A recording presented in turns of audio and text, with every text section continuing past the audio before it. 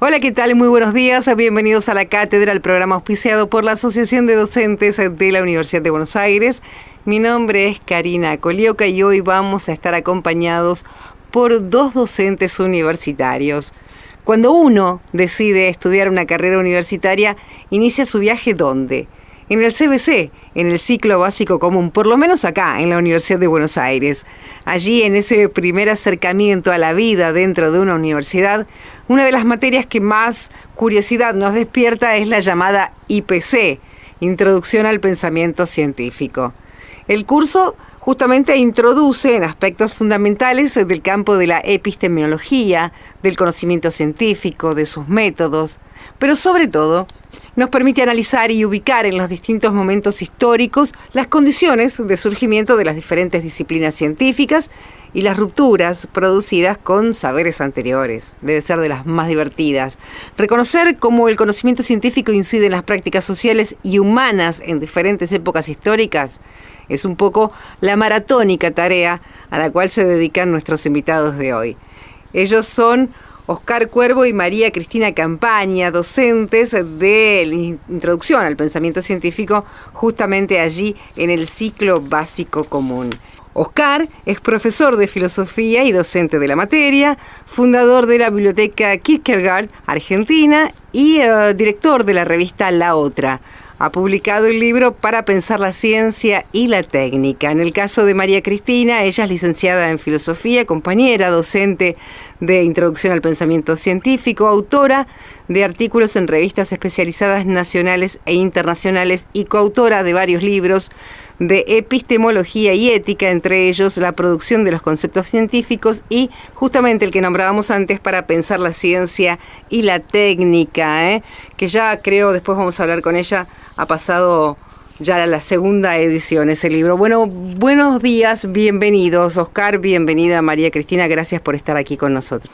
La primera pregunta, y es como para entrar un poco en situaciones, ¿cuáles son los objetivos y los propósitos formativos que tiene una materia como Introducción al Pensamiento Científico? Bueno, mira, creo... buenos días ante todo. Creo que los objetivos uno los va enriqueciendo a medida que pasan los años. Algunos podrían ser los objetivos que se plantearon en el inicio. Nosotros estamos desde el primer día que se creó el CBC.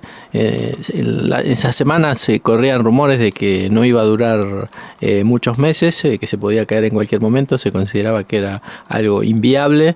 Paradójicamente es una de las instituciones más duraderas de la democracia argentina, porque hace ya 30 y pico de años, ¿no? Los objetivos que se habrían planteado los que lo crearon un poco a la distancia y los objetivos que ahora nosotros le encontramos con la práctica de estos 30 y pico de años.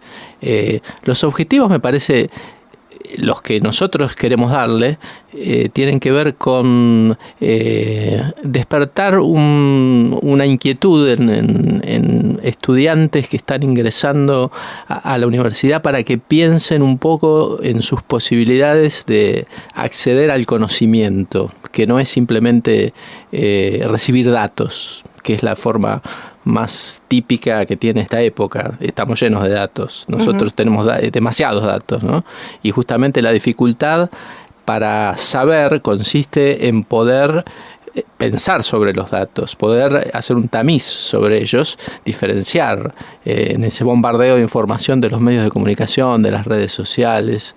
Entonces, que no sea simplemente un dibujo ideal de lo que sería la ciencia de un científico aislado en un laboratorio, sino en el saber propio de cada uno de nosotros. En ese sentido, nosotros y los estudiantes estamos en el mismo dilema. Recién decía Cristina, perdón, que tomaste aire para hablar y quiero decir algo. Los dos están desde el primer día del CBC, ¿verdad? Sí. Sí. En una materia difícil, como es Introducción al Pensamiento Científico. Los cambios que han visto entre todo este tiempo, desde que ustedes comenzaron con este CBC, que doy fe de que parecía que iba a durar un año con suerte, porque sí, eso fue una secuencia de todos los años. Y me decían, espera el año que viene que se desaparece el CBC. Sí. Y realmente no fue así, por suerte, porque creo que sirve y muchísimo. ¿Cuál es la diferencia en el alumnado que encuentran ustedes desde aquella primera experiencia al día de hoy? Bueno, la primera experiencia es atípica porque durante muchos años, durante la dictadura militar, etcétera, la UBA tuvo ingreso. Claro. Entonces, este primer año del CBC, allá lejos de ese tiempo, 31 años, resultó que tuvimos 80.000 alumnos inscriptos ese año, fue récord.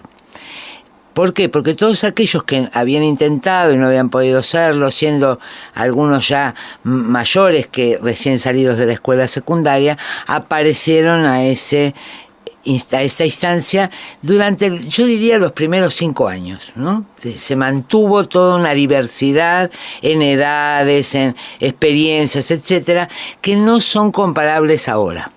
Ahora vienen chicos salidos recién de la escuela media, con otras características de la escuela media que hacía 30 años atrás, entonces hay fuertes y grandes diferencias. Una de las cosas es, si bien en aquel momento la cosa pasaba porque el CBC no iba a durar mucho tiempo,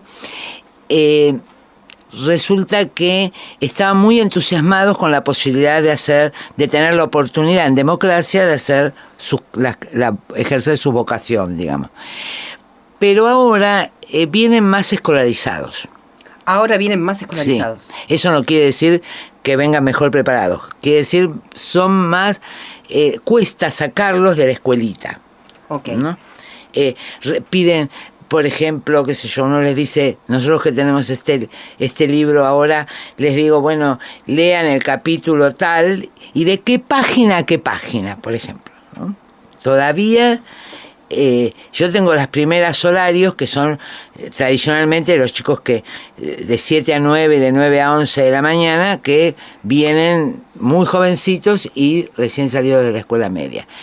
Una característica que también tuvo el CBC desde el comienzo, pero ahora se está notando más, es chicos de extranjeros que vienen a estudiar a la Argentina, de países inverosímiles. Por ejemplo, tengo 5 alumnos de Haití.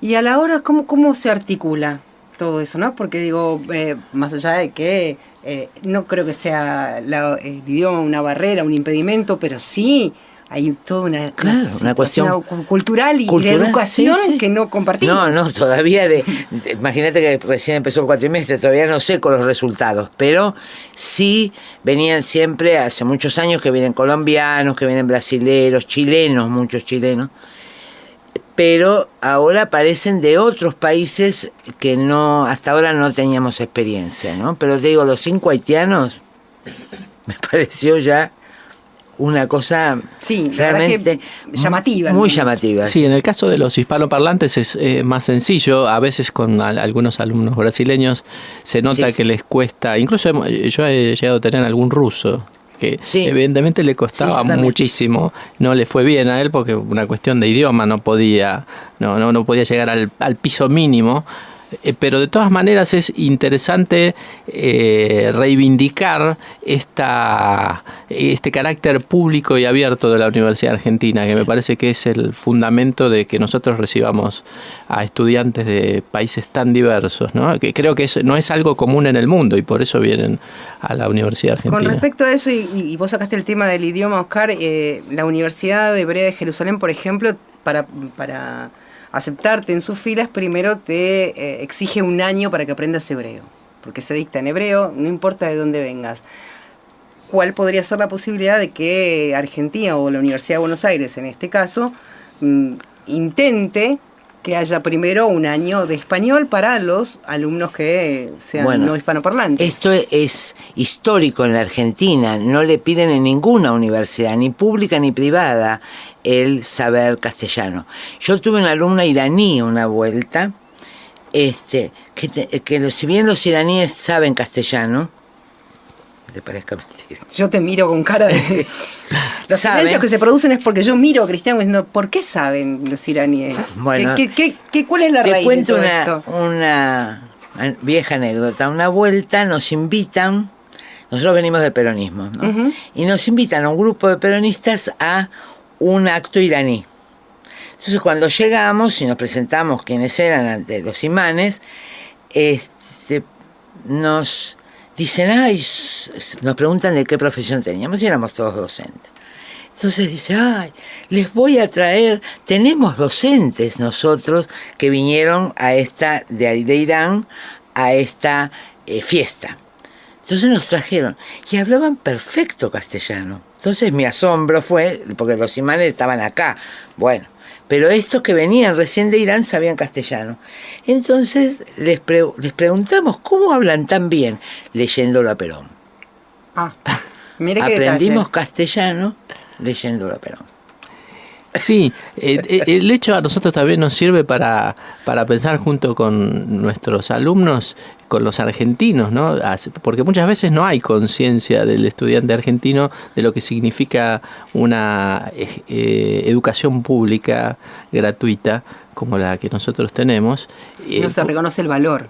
Claro, parece como una cosa natural, como porque si fuera... la tenemos desde toda la vida. Y en países muy importantes no la tienen. Claro. Entonces sí. El hecho de que ellos vengan, y sobre todo estos últimos años donde desde el propio Estado y los medios de comunicación se está acentuando la xenofobia, me parece que es un lugar donde nosotros podemos aprovechar para hacer una fuerza contraria a esas oleadas xenófobas, ¿no? Decir, bueno, nosotros estamos orgullosos de esta tradición donde la Argentina puede permitirse recibir estudiantes de países hermanos y mirarlos hasta a veces yo tengo que pedirles disculpas por algún programa que vieron en la noche anterior en televisión hablando mal de que la universidad recibe a los estudiantes chilenos o a los paraguayos o a los bolivianos, diciendo esto no es Argentina, esto que ustedes vieron, esto también es Argentina, ¿no? Esta experiencia compartida. Sí, yo también comento esto con alegría, o sea, porque además lo que pasa en estos cursos que te digo que tengo nuevos,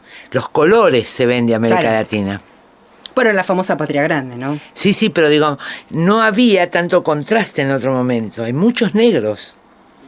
Entonces, el tema para los nuestros, digamos, por ahí también... cruzados por todos estos discursos xenófobos, entonces yo le planteo, digo, la alegría de poder estar con la gente de América Latina, ¿no? Y valorar esto, que no nos están sacando un banco, porque también... Eso iba a decir, les iba a pedir permiso para jugar al abogado del diablo, sí. Si les parece bien. Dale. Mucha gente... Y me voy a aparecer a Mirta Legrand diciendo la gente, pero mucha gente se acerca, muchas veces uno habla, en particular trabajo en la Universidad de Buenos Aires, y el tema de los extranjeros sale siempre, inevitablemente, ¿no? Sí.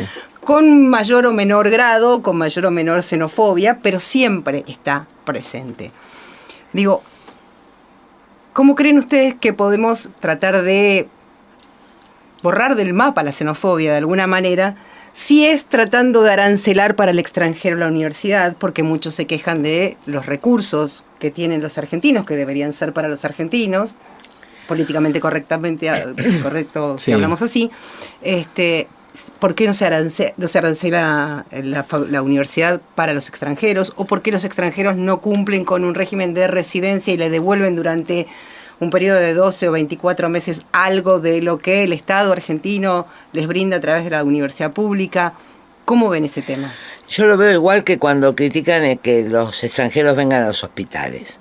Es falso que los extranjeros no aportan nada, porque los extranjeros consumen, pagan los impuestos, digamos, bueno, no puedo controlar cuántos, pero también tampoco puedo controlar cuántos argentinos pagan los impuestos, ¿no? Pero, digamos, desde la comida, el IVA lo pagan todos. El tener que alquilar, pagan también los impuestos a través de los alquileres. O sea que no es tan gratis.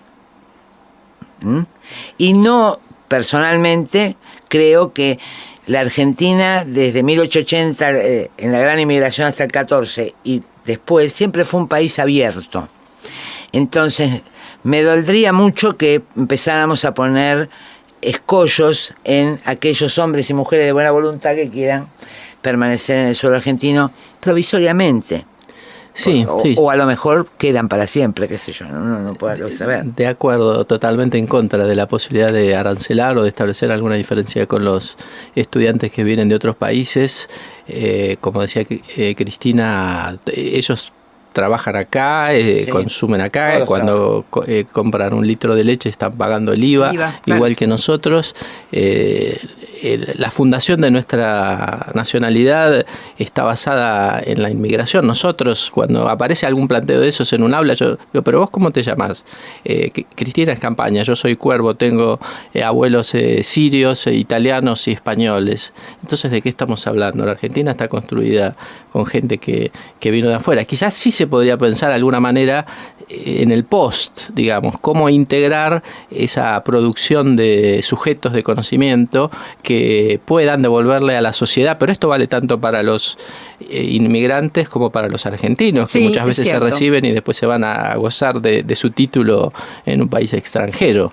Sería algo a pensar, cómo puede ser que se evite esa fuga de cerebros. Lo que pasa es que eso debe ir acompañado de una política nacional de desarrollo de la ciencia y la tecnología, que lamentablemente no es lo que vemos que se está dando en este momento, se está desalentando. Esa iba a ser una próxima pregunta y tenía que ver justamente con eso. ¿Cómo ven el tema de la inversión dentro de la universidad en el rubro científico, no? No, la desinversión. Bueno, la desinversión. Sí. O la no inversión. La no inversión o... No, la desinversión, porque se redujo a más de un 50%, casi un 60%, los becarios, como eso se los comenté a los chicos, porque evidentemente tienen que saber que eso es su futuro. Porque ahí están retando, ustedes, les decía a los 152 que tengo en cada curso, alguno de ustedes va a ser investigador, va a pretender entrar en el CONICET y va a ser cada vez más difícil si seguimos con esta política de desinversión para poder cumplir con su vocación de investigadores, ¿no? Así de simple, para que lo vean que esto no es algo lejano, allá lejos hace tiempo, sino les afecta directamente a estos que están recién empezando, porque a los primeros que cortan obviamente son a los nuevos. Pero además lo veo como muy, muy lamentable todas pensar que la Argentina recuperó científicos del exterior, que los echamos a través de Cavallo, ¿te acordás que nos mandaba a lavar los platos? De gente muy formada, que volvió muy contenta de la posibilidad de volver.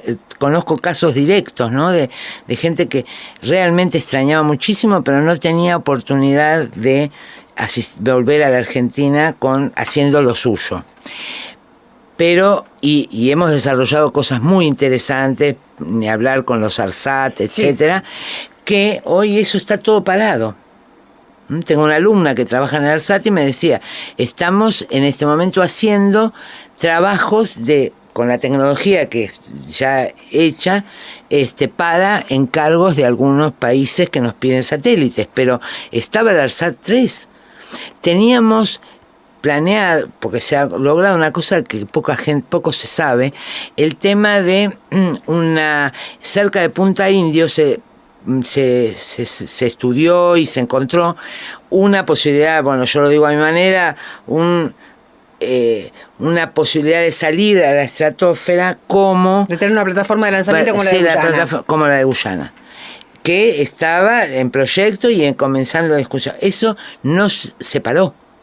Y esto nos daría también a la Argentina, no solo el trabajo argentino y todo, sino que también daría la posibilidad de ser nosotros también, recibir otros satélites para lanzar como lo hace la Guyana. O sea, digamos, hay pérdida de todos lados con esta desinversión, ¿no? O parate de todo el tema del conectar igualdad, toda una cantidad de proyectos científico-tecnológicos que están en algunos casos desactivados y en otros parados, ¿no? Científicos tecnológicos y que además son redundan en un beneficio para la población. Sí, sí. Digo, no necesariamente para una empresa o un gobierno o una élite de un determinado gobierno, sea cual fuere su color.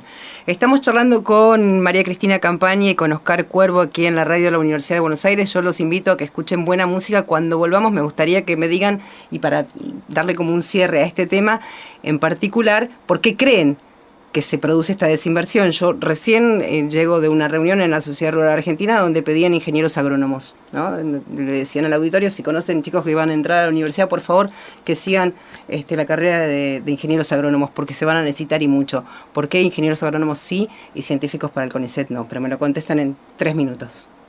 Regresamos aquí al 87.9, la radio de la Universidad de Buenos Aires. Esto es La Cátedra, el programa auspiciado por la Asociación de Docentes de la Universidad de Buenos Aires. Hoy estamos con 2 de ellos, con María Cristina Campaña y con Oscar Alberto Cuervo, ambos profesores de la materia Introducción al Pensamiento Científico.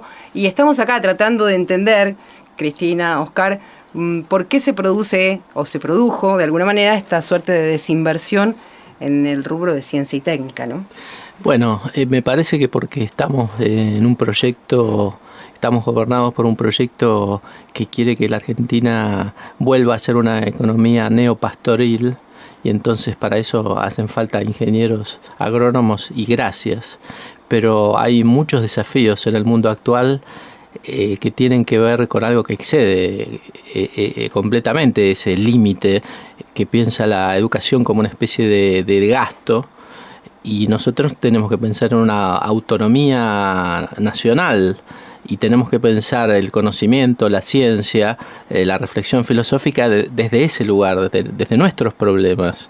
Y nuestros problemas y nuestros desafíos son muy grandes porque el mundo está poniéndose muy duro porque hay un avance de proyectos muy retrógrados, de esta xenofobia de la que hablábamos hace un rato. Nosotros vemos que no es lamentablemente una realidad exclusivamente argentina, sino que se reproduce en todos los países. En eso lamentablemente nos vimos integrados al mundo, y necesitamos nosotros pensar la técnica y la ciencia de la que cada vez dependemos más para no quedar apresados por ella. Nosotros ahora tenemos la telefonía celular, tenemos las redes sociales, cosas que no existían cuando empezó el CBC. Hay una mutación antropológica, un modo de vida distinto en estos 30 años, y esto nos obligó a nosotros a ir pensando también en el lugar de la técnica en nuestras vidas, en el sentido político que tiene la técnica, ¿no? En darnos cuenta que no es solo un instrumento nuestro, sino que nosotros podemos terminar volviéndonos instrumentos de la técnica. Para lo cual me parece que hacen falta algo más que ingenieros, ¿no? Para pensar modelos antropológicos de vida, modelos políticos de relación. Es un desafío porque es algo que está sucediendo, entonces nosotros no tenemos el libro escrito donde esto esté solucionado, lo tenemos que estar pensando, y el aula es un lugar para pensarlo eso. Pero sin embargo sí tienen escrito un libro que se llama Para pensar la ciencia y la técnica. Sí, la verdad con mucha alegría. Vamos a la 3ª edición, agotadas bien las 2 anteriores, y realmente, bueno, intentamos en ese libro, a través de cumplir con los contenidos mínimos del CBC, dar esta mirada argentina y latinoamericana, porque yo creo que esta ciencia y la técnica, como dice él, para no sentirnos instrumentos de esa manera de ver el mundo, lo tenemos que construir desde un pensamiento diferente, ¿no? Contrahegemónico, si querés. Sí. Y eso se puede hacer únicamente trabajando y pensando desde la región. No puede ser porque esto de abiertos al mundo, ¿verdad? Pero la región tiene una serie de peculiaridades, de diversidades raciales, etcétera, de saberes que evidentemente no estamos desperdiciando. Entonces, yo coincido con Oscar, el aula es un lugar para pensar, nuestro libro es un humilde aporte a los chicos para que sigan pensando, y te decía hace un rato fuera de la radio que no lo venden, se lo quedan. No se venden libros usados. No se puede conseguir para pensar la ciencia y la técnica. Por ahora no. Hasta agosto no se consigue. Y hasta agosto que sale la 3ª. Pero una cosa llamativa, porque todos hemos escrito libros y sabemos que siempre hay resto. Ahora no tenemos nada, solamente el único nuestro y nada más. ¿sí? Digamos, pero por esto, porque no se venden usados, es una cosa increíble. Yo por eso pienso que realmente algo debemos estar diciéndole a esos chicos que sienten que lo tienen que seguir.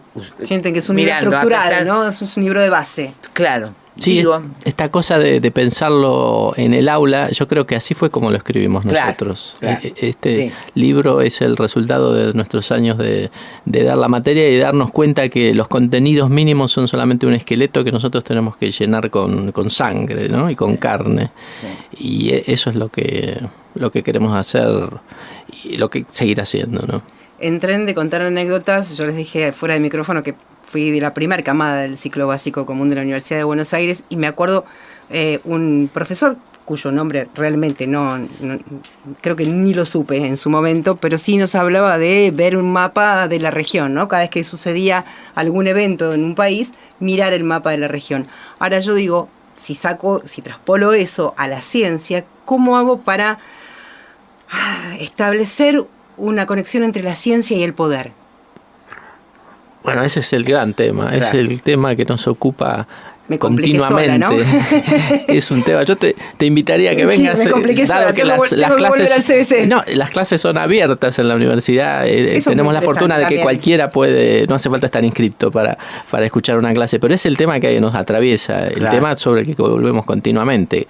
Esta relación tan compleja entre ciencia y poder. Y efectivamente eso es lo que tratamos de transmitirle a nuestros estudiantes, que no piensen la ciencia como una cosa ajena, lejana, abstracta, sino que piensen neutral, cómo la ciencia está metida en sus vidas, ¿no?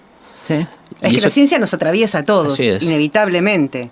Digo, no se me ocurre pensar a un estudiante que hoy se haya graduado y que tenga que ir a trabajar, por ejemplo, a un laboratorio. Qué difícil debe ser para alguien que estudia la ciencia dura, de alguna manera, y después tiene que salir y pelear con la política, ¿no? Esto de no vas a poder encontrar la cura para tal o cual enfermedad porque no le conviene a tal o cual laboratorio. Y sí, más ahora cuando el Estado se ha deshecho de esa responsabilidad, cuando la ha dejado librada al mercado.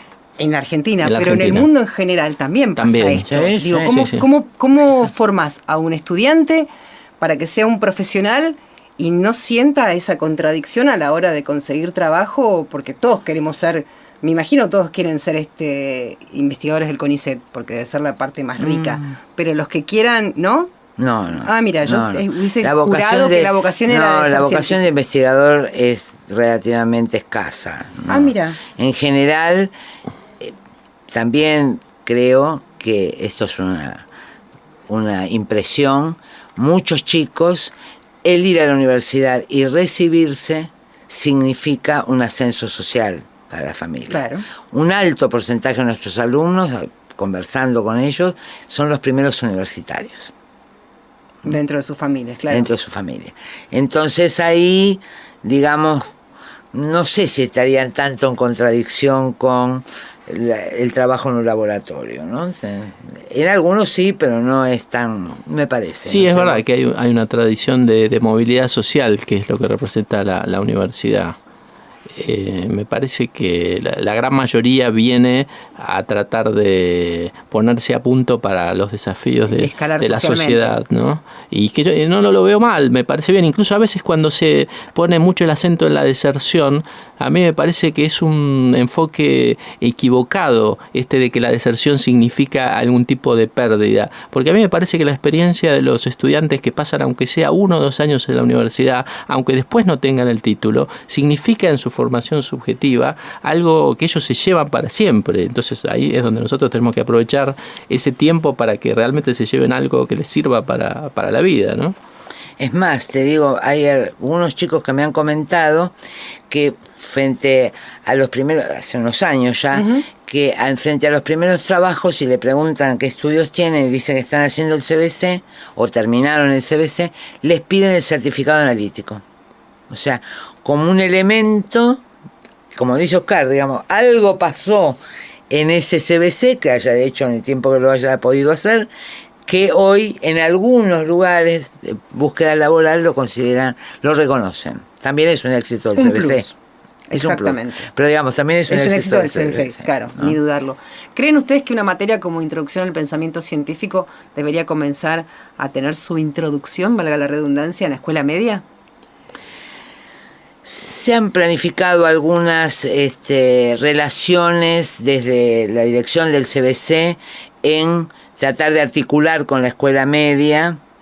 A veces ha habido en algunos momentos reuniones con profesores de escuela media tratando de conversar estos temas, tanto de sociedad de Estado como científico, que son comunes a todas las carreras, estas dos obligatorias para todos. Pero no hay todavía algo muy sistemático, ¿no? Sí debería haber, pero no tanto a los alumnos, sino quizá en la discusión, en la formación con los... En la formación docente. Docentes, sí. Además, creo que vale la pena marcar otra cosa. Dentro de lo que es la materia de introducción al pensamiento científico y los temas que nosotros damos, que sería filosofía de las ciencias o epistemología, hay una disputa filosófica política, es decir, que esto que estamos diciendo nosotros no es la única forma de entender la materia.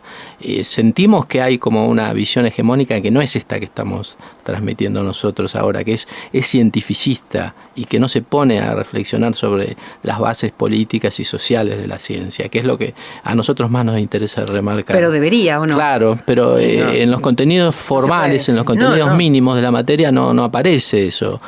Bastaría con que vos dieras lógica, metodología científica y gracias, este lenguaje, y eso es una lucha que nosotros desde el comienzo tuvimos la fortuna de caer, como diría nuestro presidente, caer en una cátedra que fue en ese momento la dirigía la doctora Esther Díaz, en el que siempre tuvimos este enfoque de vincular a la ciencia con la realidad social y con la vida cotidiana, ¿no? Con el poder, como vos preguntabas hace un rato. Pero lamentablemente no es esa la experiencia predominante respecto de esta materia. Es decir, encontramos que también hay mucho positivismo, mucho cientificismo que trata de desligar lo que es la ciencia de la cuestión política. Vida cotidiana, claro. Sí, sí.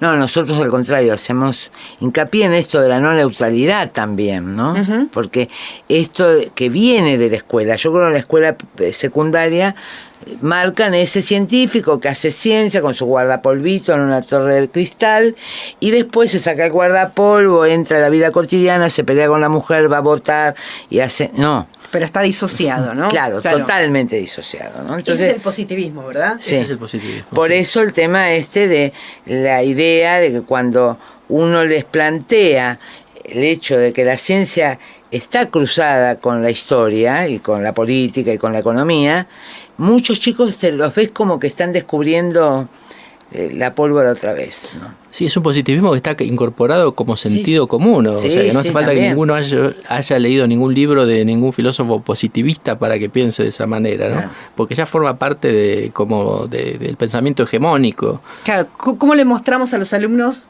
o cómo le muestran, mejor dicho, ustedes a los alumnos, el papel que juega una materia como la que ustedes dictan dentro del contexto económico, ¿no? Porque es... Sí, mira, por ejemplo, muchas veces los estudiantes vienen con este reproche o desconfianza hacia la materia en cuanto a que, bueno, yo soy médico, yo quiero ser médico, yo quiero ser ingeniero, entonces ¿para qué tengo que pasarme 4 meses? Ser abogado. Claro, estudiando esta materia que no tiene nada que ver conmigo. Eso que parece un obstáculo, nosotros tratamos es como, viste, los juegos, las luchas marciales, donde trata de buscar la fuerza contraria a favor de uno. Claro. Entonces, bueno, eso es una pregunta para disparar un pensamiento.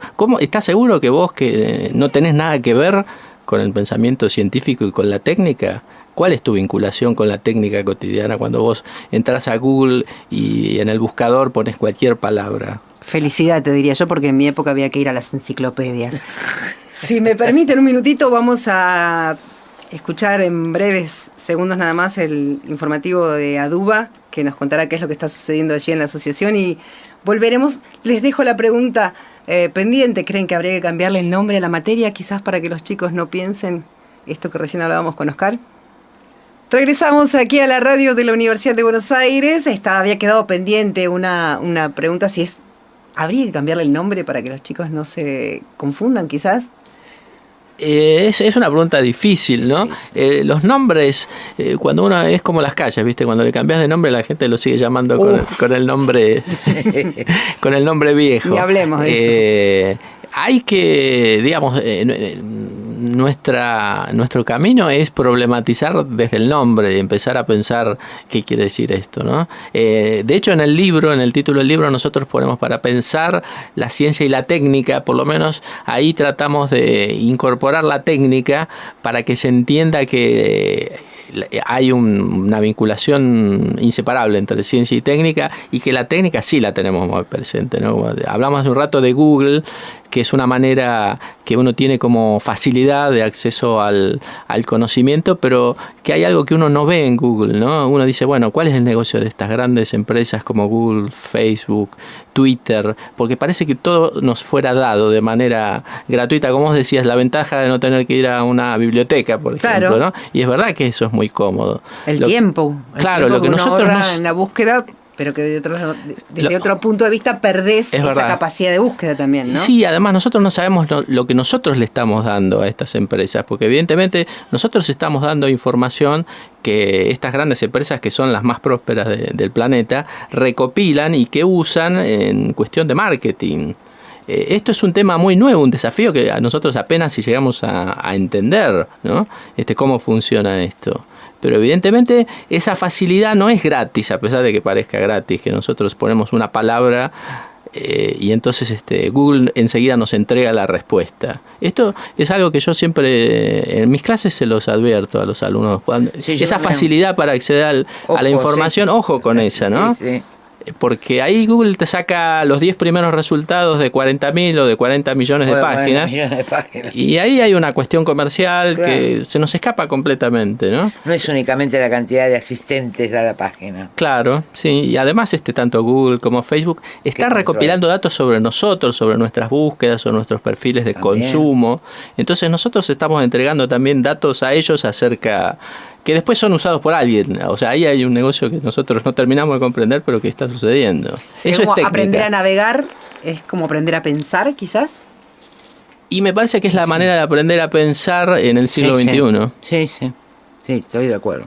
Digo, para bajarlo a un idioma que hoy los chicos manejan mucho más fácil. Así como Sócrates tenía otros problemas con el saber cuando se lo preguntaba en Atenas y no existía todo esto, ahora nuestra manera de aprender a pensar sería aprender a pensar estos instrumentos aparentemente tan accesibles, pero que esconden algo que se nos escapa. Lo que esconden las redes sociales es un mundo increíblemente profundo. Digo, hoy por hoy, quienes nos manejamos dentro de la información, entrar a una red social es, como digo yo, comer pescado podrido cada 15 segundos. ¿No? Pero sin embargo, hay grandes corporaciones que se nutren, como vos bien decías, de estos gustos o de estas búsquedas que cada uno de nosotros hace en cada una de las redes. ¿Cómo hacemos para, de alguna manera, no te digo ponerles un freno porque sería imposible, pero sí tratar de estar más atentos, o que los chicos estén más atentos a que somos un instrumento más de ese tipo de Claro, pero volviendo, ¿no?, a lo que decía antes, tenemos que pensar la ciencia y la técnica desde la región. Entonces, no podemos resolverlo entre nosotros, tenemos que resolverlo en conjunto, digamos. Esto es una cuestión que la pregunta esa tendrá una respuesta en la medida que esa pregunta tenga que ver con, desde un lugar muy característico, muy diferente al resto del mundo, ¿no? Digamos. Y insisto, yo creo que también la respuesta va a ser colectiva, porque hay muchas cosas, como dice Oscar, que se nos escapan de qué es lo que está verdaderamente cocinándose dentro de las redes. ¿Y quién? ¿Y quién? O quiénes, mejor dicho, ¿no? Claro. ¿Para qué? O de todo este tema que ahora se está haciendo tan común del pescado podrido, ¿no? Digamos, de dar vuelta. No, con la facilidad de acceder a herramientas tecnológicas de edición, de videos, que uno termina diciendo, mirá, yo lo vi y estaba ahí, y como si ese video fuese la verdad más absoluta. Sí. Y muchos también se apoyan en esto de, bueno, durante un tiempo eran los medios hegemónicos, entonces como los que nos decían los medios hegemónicos no nos gustaba o pensábamos que no era así, nos volcábamos a las redes y hoy ya no sabemos si lo que tenemos del otro lado es un ser humano, un troll, una máquina o qué es lo que hay Sí, adentro. es la era de la posverdad, como se suele decir ahora, con una sensación de, creo que yo, engañosa horizontalidad del conocimiento, que uno puede producir su propia información, cuando muchas veces ves que todas las redes conducen al mismo lugar, ¿no? Cuando vos ves, por ejemplo, las tendencias de Twitter y decís, bueno, esta semana la Corte Suprema produjo un fallo que es virtualmente un indulto a los genocidas, y vos te fijás las tendencias en Twitter y te hablan del bailando, de Calu Rivero, de cosas que ni siquiera sabes qué, si vos decís, ¿esto es realmente lo que la población argentina está hablando en este momento? ¿Cómo se arma esas tendencias, ¿no? Entonces, es eso que es tan fácil, de tan fácil acceso y que te parece que es una manera democrática de llegar a la información, en el fondo no sabemos bien cómo se arma y nosotros podemos caer presos de esa trampa. Título de un matutino de la ciudad de Buenos Aires decía: menos fábricas hacen un ambiente más limpio, ¿no? Digo, ¿cómo hacer para que los chicos empiecen a leer, pero leer de verdad esto? ¿Es la materia de ustedes lo que les da la llave? Sí. Ese es el gran desafío, creo yo. Es el gran desafío porque ellos, nuestros estudiantes, están casi más en contacto con eso que nosotros. Ellos fueron educados en este mundo digital y ese es el lenguaje que ellos vienen con ese chip. Conocen. Entonces ahí tenemos que nosotros aprender a deconstruir esos mecanismos, ¿no?, de comunicación, a sembrar una especie de desconfianza en la información inmediata, a tratar de hacer lo que hacemos nosotros, bueno, a hurgar, chequear, buscar en distintos lugares, contraponer, pensar algo que nadie te va a dar, ¿no? Los datos te lo da gratis Internet, pero el criterio no te lo da nadie. ¿El criterio se forma o se adquiere? Yo creo que la lógica del pensamiento, digamos, se construye, ¿no? Creo que es algo que vos... Primero, eso también se lo decimos a los chicos, porque los chicos creen que lo que está escrito o está en imagen es la verdad revelada, y si está en Google, bueno, y encima tiene un autor, chao, ya está. Eso es algo que desarrollar, que no alcanza obviamente con 4 meses de clase, desarrollar un pensamiento analítico, crítico a eso que estamos supuestamente leyendo como la verdad absoluta, lleva tiempo. Y bueno, eso cada uno pone no somos nosotros solos, también otras cátedras van planteando estas miradas de no comerse todo lo que está escrito o lo que dice la tele, y bueno, los resultados se verán a largo plazo. Yo en este momento no lo podemos asegurar. Sí, creo que ya el solo hecho de disparar la pregunta, nos pasa que vemos que algo se ilumina en las caras de los chicos que nos escuchan cuando solamente le planteamos esta pregunta. ¿Y cómo sabes vos que eso que te entrega Google en la primera pantalla que aparece es realmente un saber válido, ¿no? La sola pregunta ya les ilumina. Porque voy a algo. Wikipedia, te dicen, ¿no? Porque claro. fui a Wikipedia. Wikipedia. Claro, y vos sabés cómo está construido Wikipedia, ¿viste? Entonces, cómo está editado, quién lo escribe, qué grado de fiabilidad tiene. La sola pregunta ya remueve algo. Ahora, por supuesto, ellos después siguen su vida. Nosotros estamos 4 horas por semana con ellos. Claro. Y ellos están con los medios las 24 horas del día, ¿no? Y con las redes. Ahora, ustedes también están presentes a través de la Secretaría de Extensión. ¿Cómo es? Cuénteme un poquito. Sí, se nos ocurrió el año pasado, creo que a vos, Oscar, se te ocurrió, presentarle el proyecto a la gente de Extensión de nuestra sede, que era hacer clases abiertas a la comunidad, con temas nuestros, que nos parecía que podían resultar interesantes a los invitados que se invitan a través de la página o de Extensión, o también a los chicos que saben que va a haber y pueden invitar a cualquiera, amigos, parientes, padre, madre, la que quieran. Fue un éxito absoluto. En todas ponemos bandas horarias diferentes, que son nuestras propias clases. pero ese día se sabe que esa clase será este tema, con tal profesor. Y se puede, digamos, asistir. Se puede asistir siempre, pero acá hay como una invitación a la asistencia. ¿Los temas son variados, Cristina? Sí. Y tratamos de buscar temas gancho, obviamente, ¿no? Qué sé yo, a ver, ¿te acordás? De hecho, sí, por ejemplo, la semana pasada, yo un lunes a las 7 de la mañana estaba hablando de la revolución copernicana, que es un tema, cuando se lo contás, es una novela apasionante, porque decís revolución copernicana, uy, qué complicado, ¿no? Pero cuando le contás la vida de Galileo y la retractación de Galileo ante la Inquisición, la iglesia, claro. Y vos ves las caras, es como si le estuvieras contando una película de suspense, ¿no? Y Cristina, una sobre ciencia política y economía. Política y economía. Mónica habla sobre ecología. Valeria habla sobre técnica, tecnología y tecnociencia. Digamos, como que tratamos de buscar, el otro compañero nuestro, Eduardo Lazo, habla sobre las ciencias sociales. Sí, habla sobre un caso del experimento Pilgrim, un experimento que se hizo en el siglo pasado acerca de cómo condicionar las reacciones de una persona ante determinadas órdenes en base a una película interesante que se llama como Ícaro. Se proyecta un fragmento de la película. Usamos en el blog que tenemos películas, subimos películas que hablan del tema del ciencia y consumismo. En una cátedra chica como la nuestra, somos 5 docentes, digamos, hasta donde nuestras manos llegan, hasta donde nos resulta posible, tratamos de expandir estos criterios, ¿no? Entendemos que, bueno, no es fácil porque todo el pensamiento hegemónico va contra esta manera de enfocar el problema de la ciencia. Claro, cualquiera que quiera pensar en algo va en contra de la corriente. Y sí, así es. Sí, ¿no? Sí, básicamente es eso. Sí. Si lo reducimos mucho, terminamos en eso. Recién hablabas de un blog, ¿tienen una revista también o no?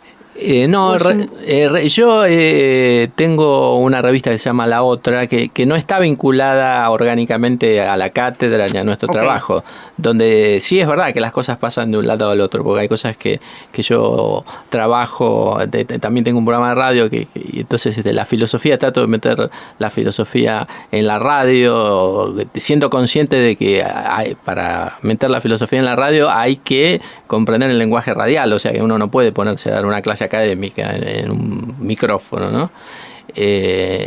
Digamos, no está orgánicamente vinculada a la cátedra con estos medios, pero sí nosotros en ese sentido somos inquietos y tratamos de estar en varios lados a la vez. Para ir finalizando esta charla, me gustaría saber cuál es la devolución que ustedes sienten después de esos pequeños 4 meses, como decía Cristina, que es muy poco tiempo, y concuerdo en eso. Cuando uno comienza y dice, no, tengo 4 meses de pensamiento científico por delante, pero al final uno termina diciendo, no, esto tiene que durar por lo menos un año porque me quedé con ganas. Pero ¿cuál es la devolución de los chicos? Un agradecimiento. Y sobre todo los recursantes, ¿no? Los chicos ven una diferencia enorme.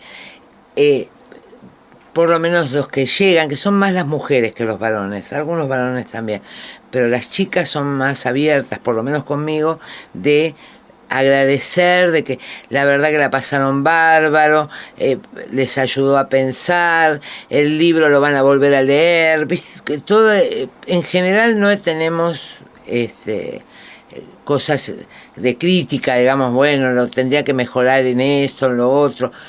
Nada, en general es agradecimiento, muy sentido, lo ves cuando termina el cuatrimestre, cuando ya no tienen nada, o mandan, yo les dejo mi correo, tienen siempre para tener la comunicación, y recibo constantemente agradecimientos después del cuatrimestre. Chicos que a lo mejor todavía tienen que dar el final, ¿no? Digamos, que ni sé la cara con el apellido, no más la juntaré. Claro. Y sin embargo dicen que a pesar de que les costó y que tienen que ir al final, o que dieron recién en la segunda llamada, etcétera, realmente sienten que la pasaron muy bien, ¿no?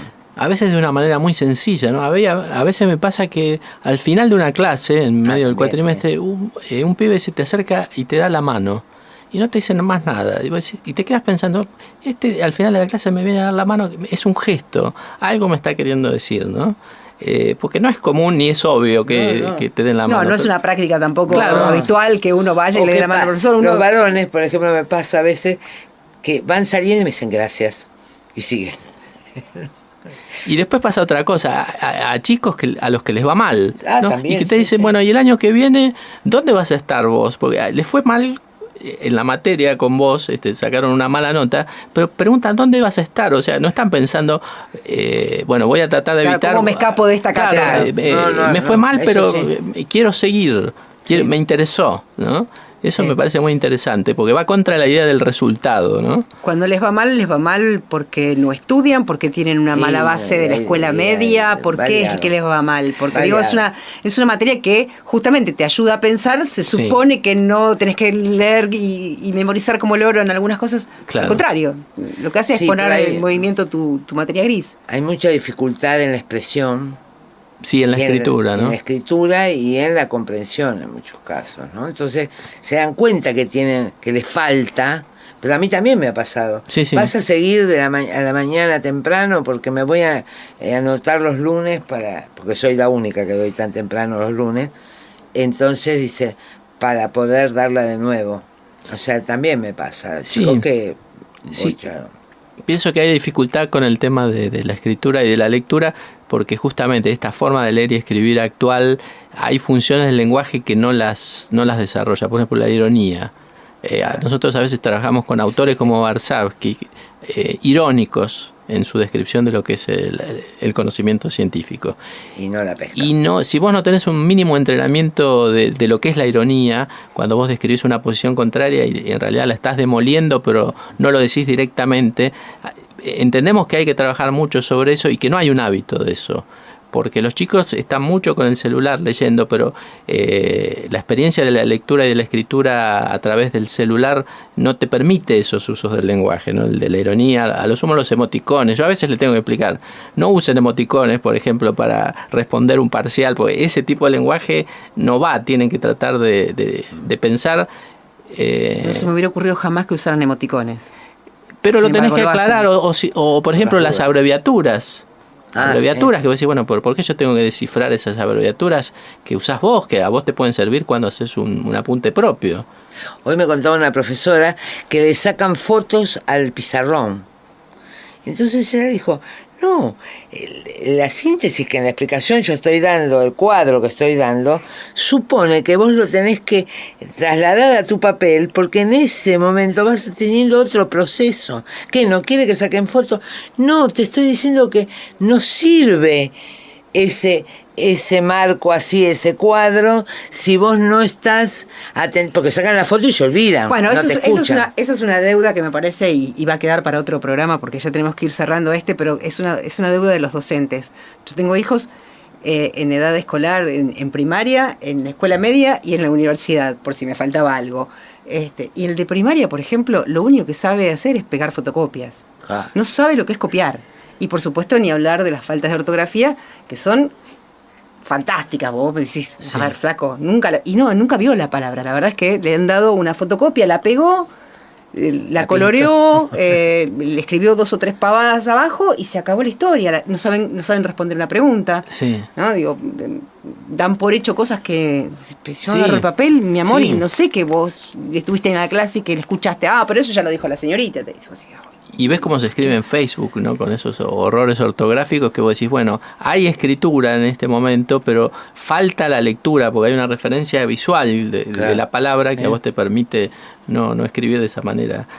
Pero pienso, digamos, en disculpas a todos nosotros, no a los docentes, sino a todos, que estamos en una mutación tremenda en estas últimas décadas. O sea, que se está transformando la manera de la comunicación del ser humano y nos estamos adaptando a una nueva era que ya no es la de la imprenta, ¿no? Claro, somos como la bisagra, ¿no? Entre uno y otros. Cristina, y pagamos las consecuencias. Sí, como siempre. Les agradezco muchísimo que hayan llegado hoy aquí a la radio de la Universidad de Buenos Aires, que hayamos podido intentar entender un poquito más sobre esta materia que se llama Introducción al Pensamiento Científico. Ojalá algún día sea anual, porque creo que realmente le hace falta y que haya como un poquito más de diversidad de miradas y de enfoques dentro de la misma materia. los micrófonos de la radio siempre están abiertos para lo que necesiten y por supuesto a ustedes no me queda más que despedirlos, decirles que como siempre nos encontramos el domingo que viene a las 9 de la mañana aquí en la radio de la Universidad de Buenos Aires para volver a charlar con más docentes en esto que se llama La Cátedra. Chau, pásenla lindo.